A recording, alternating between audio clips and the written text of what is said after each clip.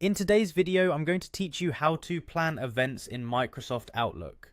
By the end, you'll know exactly how to add an appointment to your calendar so you can keep your day organized without any confusion. First, open Microsoft Outlook. If you already have Outlook running for email, you're halfway there. Outlook's calendar lives in the same app, so no extra downloads or setup are required. Once Outlook is open, switch to the calendar view, look to the left sidebar and click the calendar icon. Depending on your layout, it may be near the bottom or along the side with your other navigation options. When you land in calendar, you'll see your schedule laid out by day, week or month, and you can use the view controls at the top to pick whichever layout helps you plan best. Next, create a new appointment. At the top of the calendar window, click New Appointment. In Outlook, an appointment is something that goes on your own calendar without inviting others. If you ever need to coordinate with a group, there's a separate new meeting option, but for personal scheduling and reminders, new appointment is the right choice. In the appointment window, start by entering a clear subject.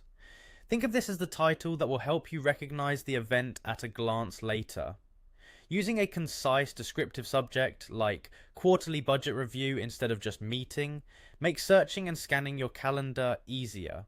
You can also add more detail in the large notes area if you want context such as an agenda or quick checklist. If you see a location field, fill it in with a room, address, or a short note like call to remind yourself how you'll join.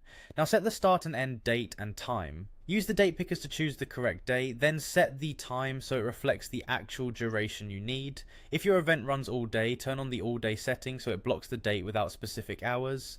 Keep an eye on your time zone if you work across regions, and choose realistic durations to avoid back-to-back stress.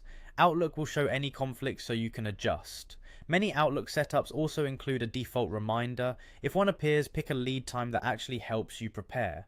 When everything looks right, click Save and Close. Your appointment is now on your calendar. You can always return to it later to tweak details. Just open it from the calendar to edit, or drag it to a new time if your plans change. That's all it takes to plan events in Outlook. Open Outlook, head to Calendar, create a new appointment, add a clear subject, choose the right times and save.